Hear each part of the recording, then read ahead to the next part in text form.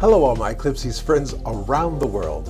I'm so glad to be back with you one more time, especially after the holidays here in the United States, the 4th of July. I had a great time. I hope you did with your family and friends and barbecues and whatnot. Anyway, back to business. This week I'm going to be talking about sloppy slop strokes. So let's get into it. Let's go to Cosmo's Corner, all right?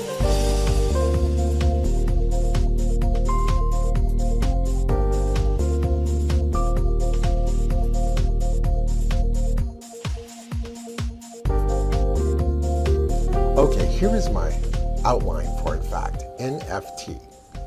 And as you can see, it's a very well-developed, well-mature conflict for my string conflict, as I called them last week in my last vlog. So I've got, in fact, written 4 different ways with the commas. And as you can see, the 57 rules it's learned in the artificial intelligence. Well, I don't want to take a bad stroke, which is now going to be NFRT. Let's say I drag my R a lot for this conflict. Well, I don't want to have to put in that string conflict again in my dictionary and have Eclipse learn all those rules all over again. That's not an efficient way of writing or of using your software. So here I've got NFRT and I hit enter and Eclipse has guessed right. It says, hey, do you want to put this in your dictionary? Well, I do. I do want to put this in my dictionary, but not in this way, with that bad stroke. If you look in the bottom right side, you see special entries. And it's Control E or just hit the down arrow. I'm going to hit Control E.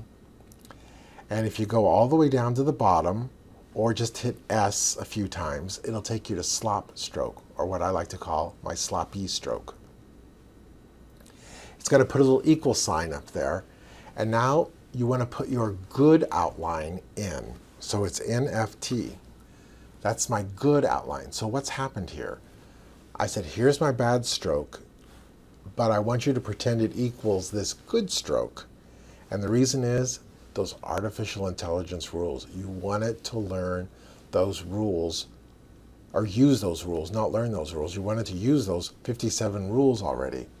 That's why I prefer, for these kind of string conflicts, that's why I use the sloppy stroke, because it's much more powerful this way. So I'm going to hit enter with my good stroke, and I'm going to put it in my main dictionary, and there it is.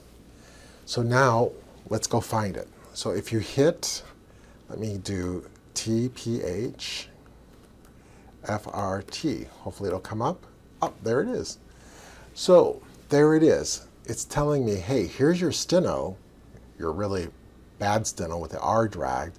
It should equal your good steno. And when it does, it's now going to go, oh, this is what it should have been.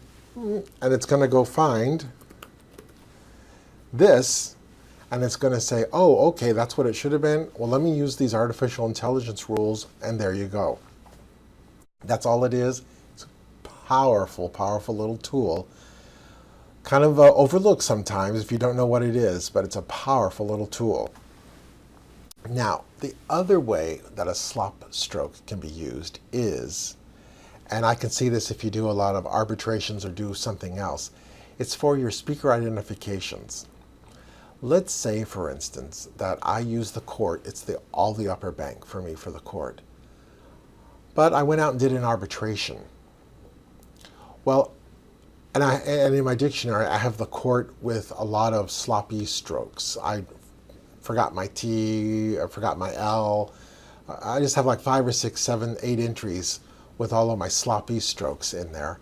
And I've told it, here's my sloppy stroke, and this is my good stroke. This is what it should have been. The reason you want to do it for something like that is because, let's say you go out and do an arbitration. Well, you can go find the good stroke for the court, or the judge, or however you'd like to do it, and then just change the text for that one good stroke to the arbitrator.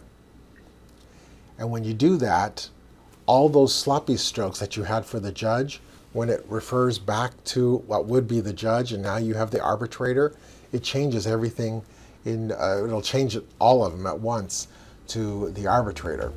Now, if you have any questions about that, it's page 171 in your manual. That's what I was referring to.